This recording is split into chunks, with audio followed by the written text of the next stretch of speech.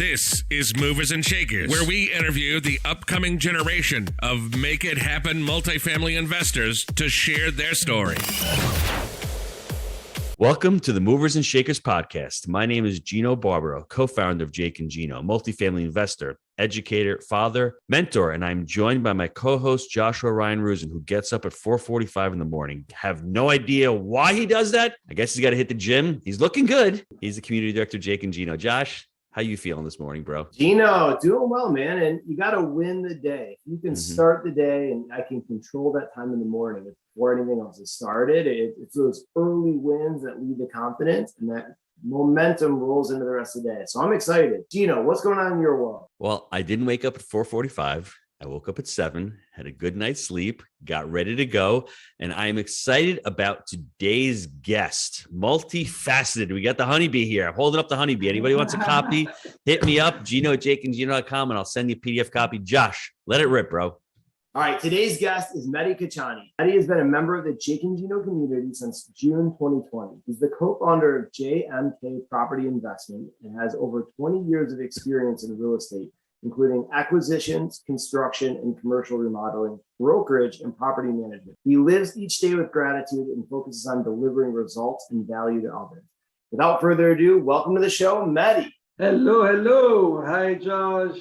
Hello, Gino. Thank you so much for having me here. It's an honor. We don't know where to start. Usually Josh says, so I'll start from the beginning. We had 20 years of stuff unpacking. Real simple. Why real estate for you? Real estate, I truly believe that it's the right way to build generational wealth.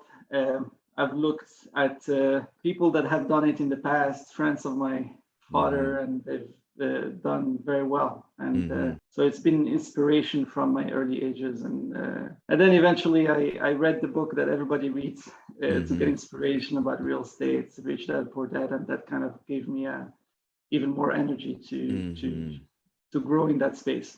So give us a background. Where did you go to college? When did you get into real estate? What are you doing right now, currently working? I know you're going to be transitioning to real estate full time, but just give us a background. All right. So it started when I was actually around 18 years old. I had just moved to Canada, and we decided to buy properties, and I remodeled them, and then essentially they appreciated in value. But that's how it started, and that was in 1999.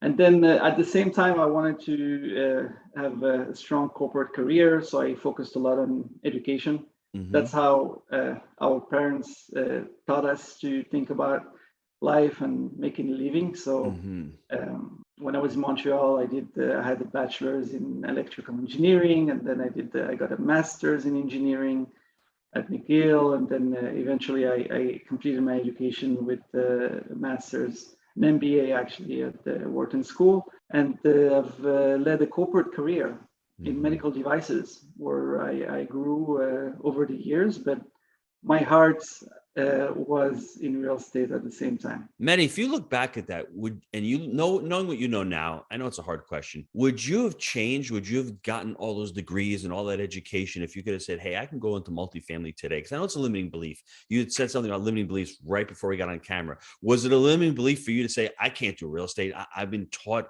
all my entire life to go to college. Yeah, that's a good question, and I've tried to get an answer to that question. I even because I'm very close to my parents, and I have regular conversations with them, and I tell them sometimes, look, I've been pretty successful in real estate. Did I need to get all these degrees to get there? And they challenge me. They tell me, you have the skills you have today, and the discipline and all of that came from your education. So I don't like to discard the education completely, the formal education. I think it shapes who you are over time. But at the same time, I think sometimes it's overrated. So you can reach probably financial freedom much faster if you were to focus on acquiring the right deals and refinancing them and building that snowball rather than counting on a W-2. Sometimes I think to myself, maybe I didn't need as many degrees, and maybe I should have gone more full-time into real estate sooner. And that's something that you can't change, and you are where you need to be to get to where you need to go. That's the bottom line.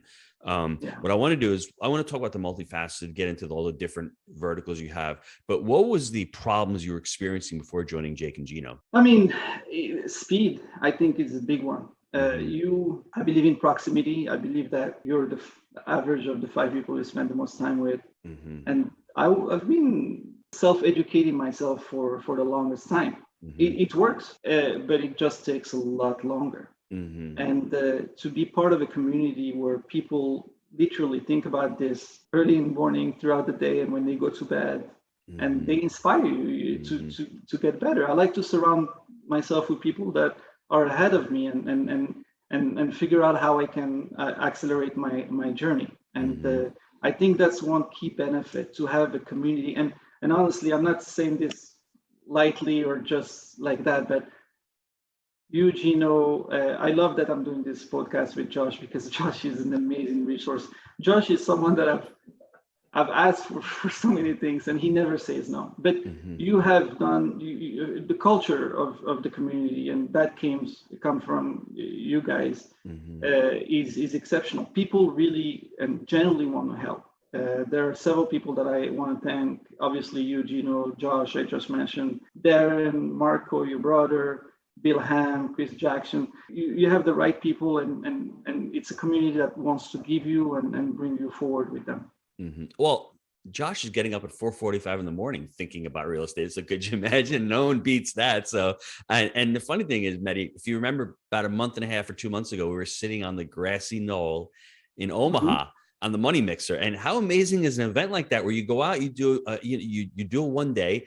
Our coach, Colin Schwartz, holds it. He's got about 1,000 units in Omaha, and just out there networking. Everybody out there, it's education. We all need to get educated, but education, you have to learn how to implement that education. And sometimes, like Mehdi said, you need speed, and sometimes those resources, and sometimes being able to raise the capital, and sometimes just being able to see how Colin runs his deals and how his culture on his company is, and you can start stealing. Josh calls it the R&D, rip off and duplicate, and being able to do that, and to see people who are out there doing it. Just talk about that Money Mix a little bit, because I had a great time. We were having Chick-fil-A. We were sitting, actually, no, it wasn't Chick-fil-A. It was another lunch. We were sitting down having pickles over there on the grass. It was just a great day, wasn't it? Inspiring, motivating, and that's stuff that we needed throughout COVID, to be able to have that proximity and to be able to enjoy other people's companies and talk shop and talk real estate. No, absolutely. And there's another benefit, is the fact that you can, in those events, you disconnect from your day-to-day. It's one thing to do things while you're working and are distracted with your daily activities, but it's another when you actually are in a new environment and you're surrounded by people that are thinking real estate, and you can look up to people that have done so much. So I highly recommend it. Obviously, I got the chance to discover Omaha and hang out in a very nice environment, and it's great education.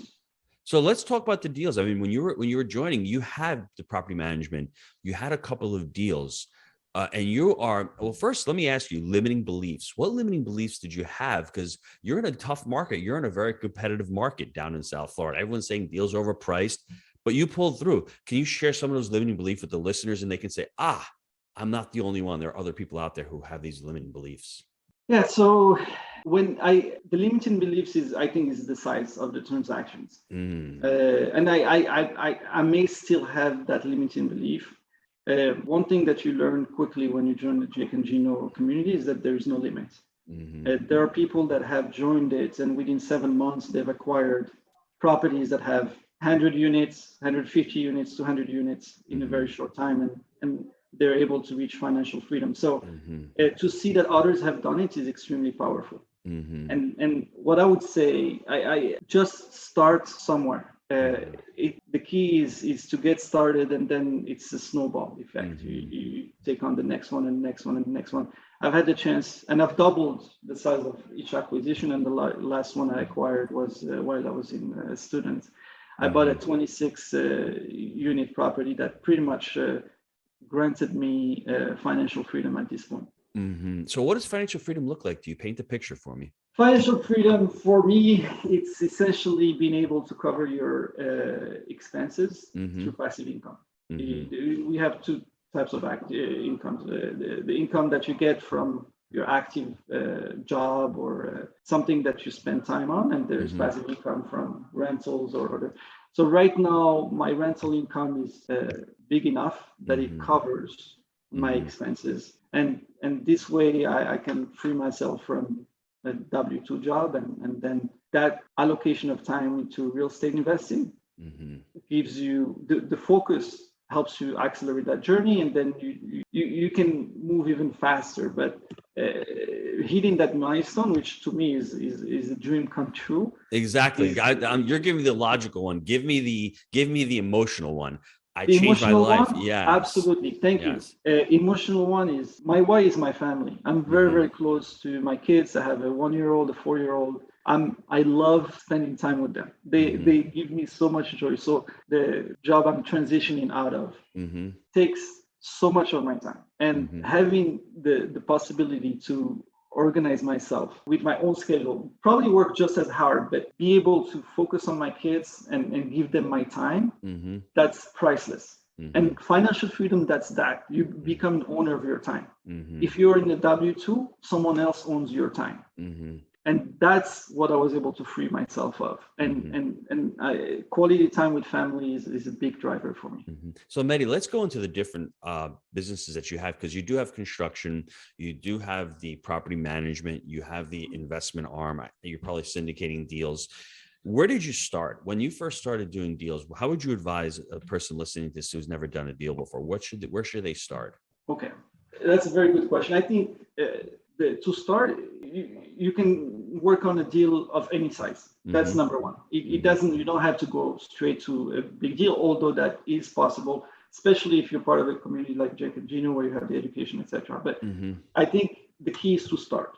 Any deal, any size. It has to be the right deal, obviously. And the other thing is to work on your income and your expenses. You need to have something left in your income that you can dedicate, you can reinvest. And you can work on two things. Either you're going to generate incremental income, whether it's through W-2 or other activities, or you're going to manage your expenses. And that income, and that's why I love that book you have behind you, the Honeybee, so much, because you need to work on multiple revenue streams, and you need to work on finding where you have capacity, whether in the house you own, or to generate that income that essentially you're going to make work for yourself through investing. And I can tell you my own experience before I met my wife and got married and stuff was to invest in condos in Miami Beach, where I live. And then my own condo, actually, I would rent it through Airbnb.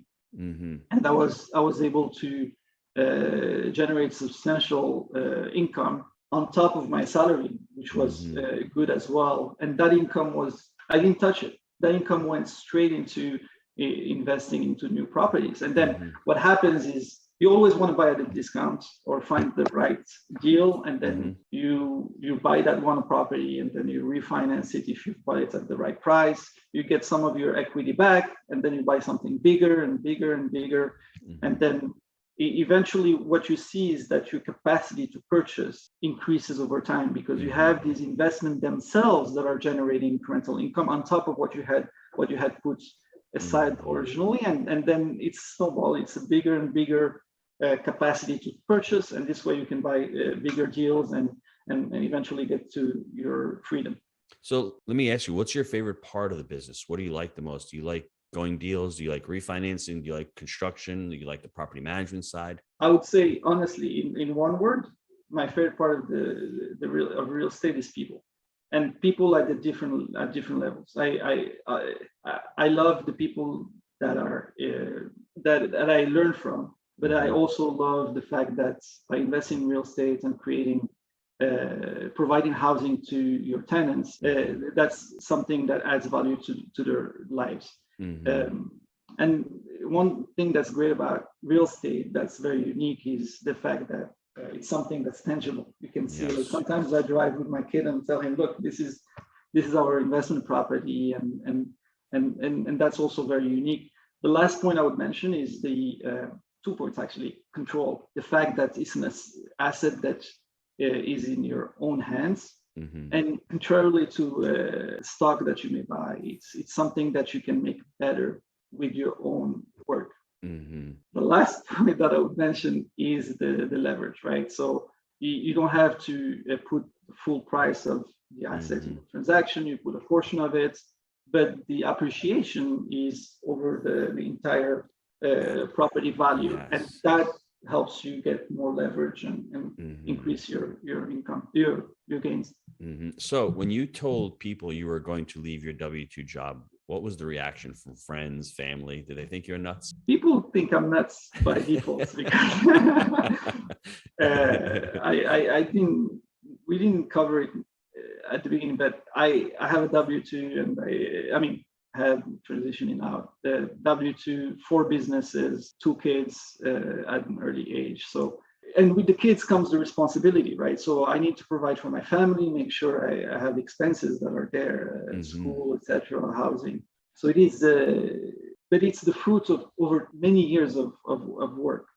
So people think they're surprised by the achievements over the years, but they also appreciate that I've been someone who's consistent with delivering on the objectives that I've set.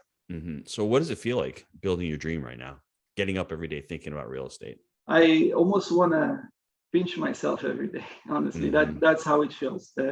I mean, and we can talk about the vision board, but last 2020, I sat with my wife. She was pregnant with our second son, and everything was closed at the time because of the pandemic. And we sat down and we built a vision board. And when we did that, it's something we put aside, but we look at it from time to time. But 2021, our vision board was for 2024. But somehow 3 of the biggest elements of that vision board happened in 2021. And we're very grateful for it. And I have to step in for a second. It didn't happen in 2021 because he wasn't doing anything in 2019 or 2018. He's been preparing for the last 3 or 4 years. Proper preparation prevents poor performance. And the pandemic, a lot of people blame the pandemic, and rightly so. A lot of us took hits during the pandemic, but a lot of people weathered the storm and were able to progress and do very well. Like Mehdi's done 3 objectives. We've pulled through a lot of objectives. We had 900 people almost at MM4. That didn't happen because all of a sudden we woke up, we got lucky. It's really a lot of hard work. It's working on your discipline, the proximity that comes with being surrounded with great people and amazing people who are constantly pushing you.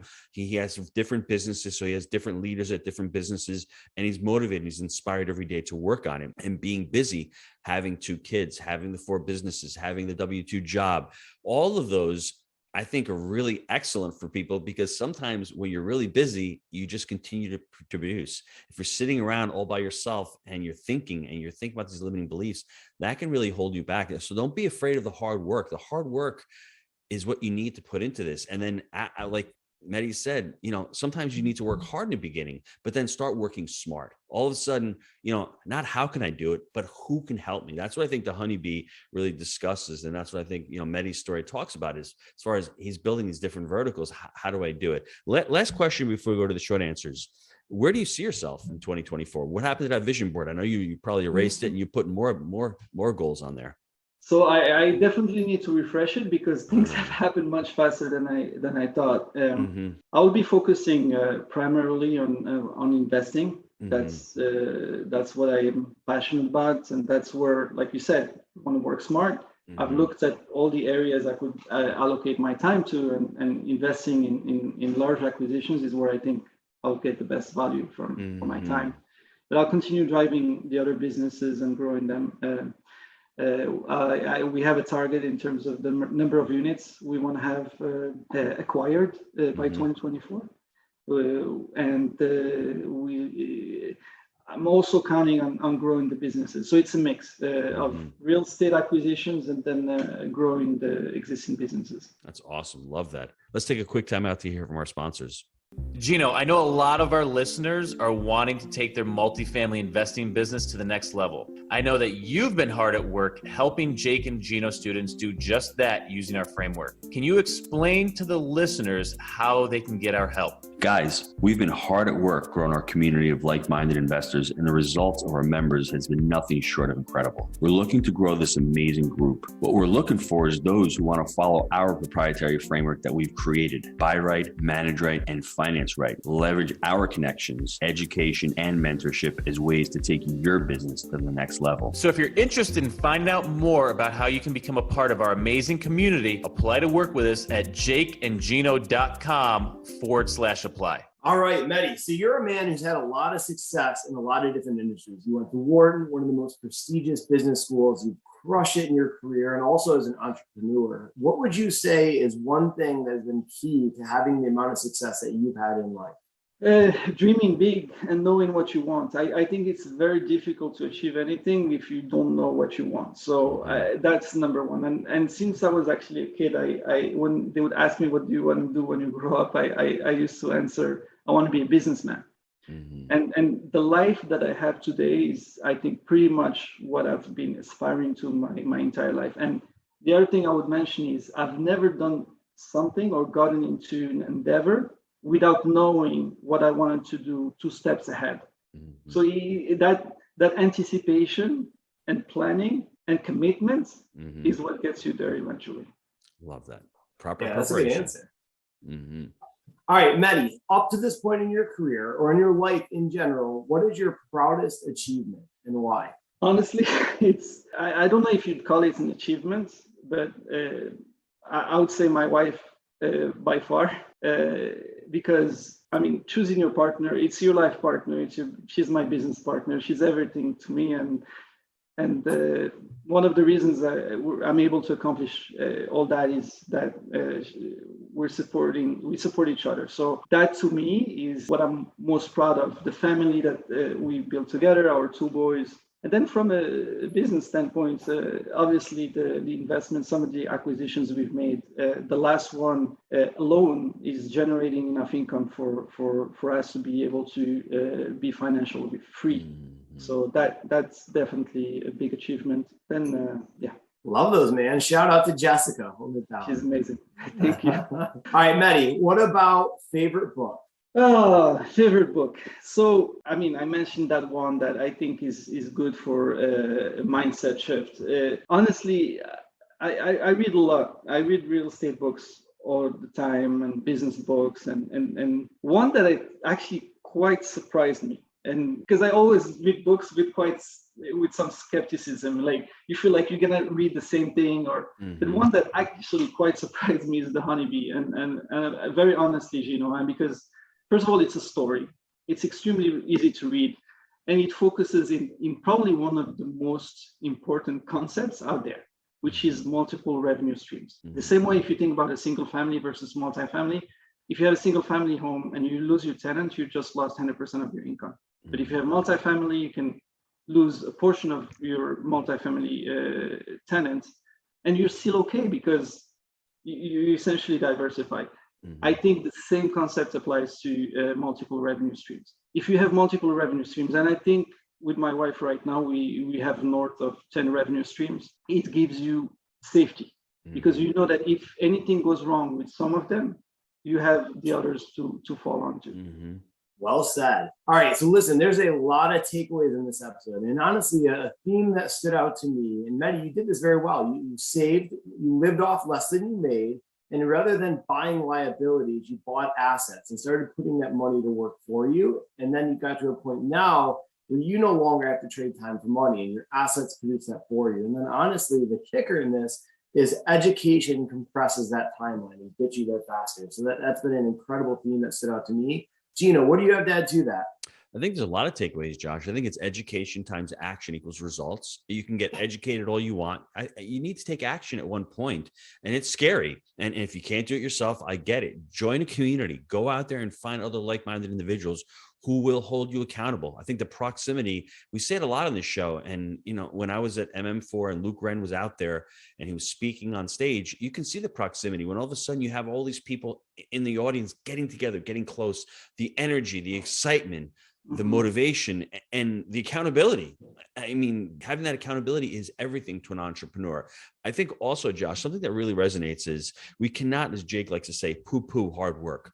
There's a lot of hard work, right? You want to do the 4-hour work week. That's great. Not when you're starting, maybe 5 or 6 years into it. And that's great. And by the time you're 5 or 6 years into it, you love what you're doing. You don't want to work 4 hours anyway. You want to work even more because it's not work. All of a sudden it becomes your sole purpose and you truly enjoy it. But really preparing and saying to yourself, I am going to do this. The quote that I love that I've read in the last couple of days, it's our perception of who we are changes what we do. Mehdi perceives himself as a business person. That's what he wanted to do growing up. So what has he done the last 10 or 15 years of his life? He's been working on business, working on his W-2 corporate world, but at the same time, paralleling that and working in the real estate industry. And the thing is, at Jake and Gino, we create multifamily entrepreneurs. And that's the way Mehdi views in real estate and multifamily real estate specifically. It's not just an investment. There's other ways to generate income from that investment, and implementing systems into that is what we teach at Jake and Gino. And that's what Mehdi has going on, whether it's his property management company, his construction company, they all work in a beautiful symbiotic relationship. And I know for some of the listeners out there, they're like, I don't even have a deal yet. Don't worry about it. We're just showing you the possibilities of putting in hard work and having that blueprint and actually using a vision board. Having that vision board, planning goals, and whatever you focus on in life will grow. That's the reality. And that's why when you're close to people who are aspiring to greater things, you have the energy and the inspiration to aspire with them or beside them. That's truly important. Anything else, Josh? What else you got? No, Mehdi, how can the listeners get a hold of you? All right. So you can contact me on my cell phone. I'll share it here. It's 305-607-6065. I'm always available. And part of what I do is contribute to others. So feel free to reach out. My email is mehdi@jmkpropertyinvestment.com, or you can go visit my website, jmkpropertyinvestment.com. All right, Mehdi, listen, I want to thank you for being an amazing guest on the show and sharing your movers and shakers story. And listen, if you like this show, please leave us a review. And until next time, make it a movers and shakers week. See you, everybody. Thanks, Mehdi. Bye.